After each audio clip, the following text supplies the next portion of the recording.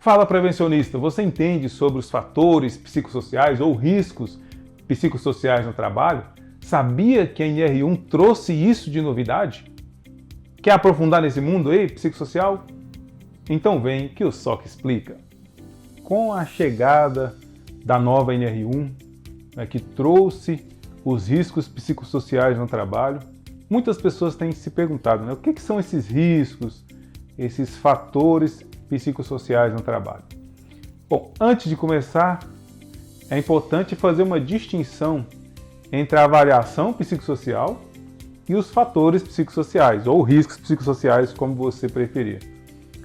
A avaliação psicossocial, muitos psicólogos do trabalho estão defendendo que só eles podem fazer, que é aquela avaliação utilizada para o trabalho em espaço confinado, utilizada também antes do trabalho em altura, obrigatórias, tanto pela NR35, trabalho em altura, como pela NR33, espaço confinado.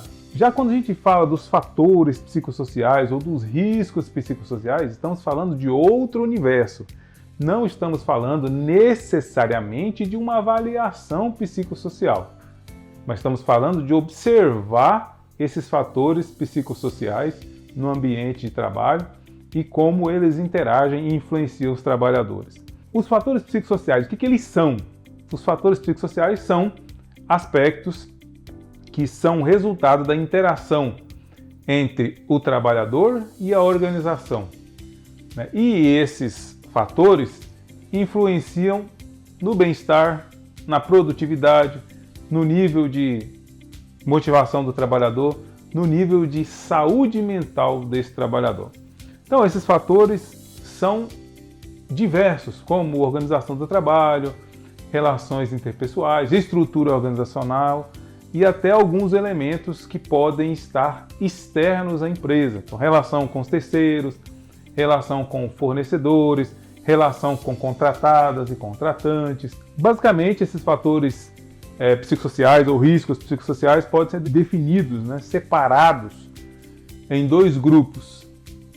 O grupo positivo e o grupo negativo. Assim como tudo na vida, tudo tem dois lados. O positivo, por exemplo, no item comunicação no trabalho, nós poderíamos dizer que o positivo, fator psicossocial positivo em relação à comunicação no trabalho, seria aquela comunicação que flui bem na empresa, seria a empresa ter canais de comunicação e de denúncia que funcionam, e isso seria uma comunicação que funciona. Tem palestras, DDS, tudo que funciona. Uma comunicação que não funciona é uma comunicação quebrada, A empresa tem canais de comunicação que não funcionam, seja porque são complexos, seja porque são escondidinhos no site, em um botãozinho escondido lá, seja porque o trabalhador não vê esse canal de comunicação como confiável. Se a gente for pensar no fator reconhecimento, o lado negativo desse fator, em que influencia negativamente os riscos psicossociais, é a ausência de reconhecimento. É a empresa que não reconhece o trabalhador, ele se esforça, ele se doa, e a empresa não reconhece ele nem emocionalmente, com um tapinha nas costas, um valeu, bom trabalho, como também não dá aumento, como também aqueles trabalhadores que se esforçam mais, quando tem promoção, ninguém se lembra deles. Está ligado ao reconhecimento que não funciona. O que funciona, então, seria um reconhecimento onde o contrário daquilo, o trabalhador executa um bom trabalho, recebe pelo menos um tapinha nas costas, um valeu, você fez um excelente trabalho, você está se cuidando, você está dando exemplo para os demais, parabéns, É a empresa que reconhece aqueles trabalhadores que estão produzindo bem, que estão se cuidando do ponto de vista de segurança. Esses fatores relacionados ao comportamento do trabalhador sempre são levados em conta para uma promoção, para um aumento de salário. Como eu disse, tudo tem dois lados. E esses fatores, ou riscos psicossociais, também são aplicáveis à capacitação do trabalhador, e da liderança. Vamos focar aqui, por exemplo, na liderança. Uma empresa que está ligada e entende a influência dos líderes, e ela sabe, opa, o líder, na verdade, é o maior responsável por criar uma cultura de segurança madura ou imatura na empresa. Então, vamos investir nos líderes? A empresa bacana foca nesse investimento dos líderes, então dá treinamento para os líderes, faz rodas de conversa com o líder, coloca o líder para se preocupar com as questões de saúde e segurança. E o que ele vai fazer então, esse líder?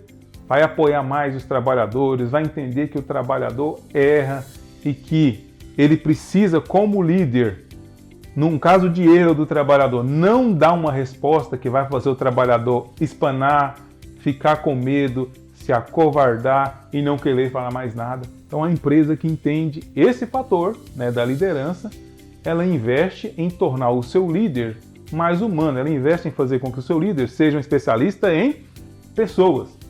Em outro espectro, estão as empresas que não investem nos seus líderes. São aquelas empresas que o líder ele é elevado ao status de líder apenas pela questão da sua produtividade. Produziu muito bem, é promovido para líder.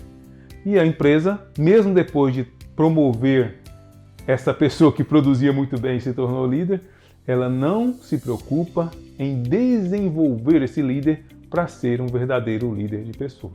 O resultado de tudo isso a gente conhece nas empresas, né?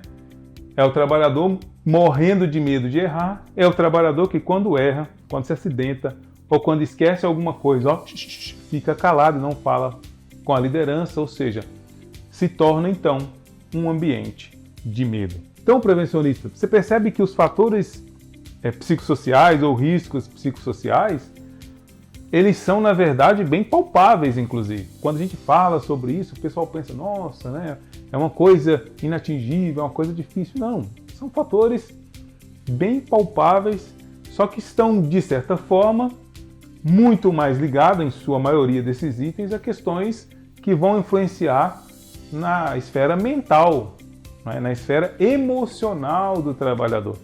E nem sempre na esfera meramente física, muito embora, lógico, aspectos físicos também entram nos fatores psicossociais no trabalho. Um ambiente ruidoso dificulta a concentração e certamente influencia também nos riscos psicossociais presentes no ambiente de trabalho. A empresa, então, tem que investir em entender dos seus ambientes de trabalho para que ela possa investir em tornar o seu ambiente de trabalho mais humano, mais seguro, mais acolhedor, mais propício à permanência humana, no qual o trabalhador permanecer 8 horas, 12 horas ou 16 horas nesse ambiente não seja uma tortura e não custe a sua saúde ou até mesmo a sua sanidade mental. Espero que esse vídeo tenha ajudado você a entender mais sobre os riscos psicossociais, a entender minimamente, né, os riscos psicossociais e como eles interagem no ambiente de trabalho, a entender que quando a empresa investe nisso, todo mundo tem a ganhar.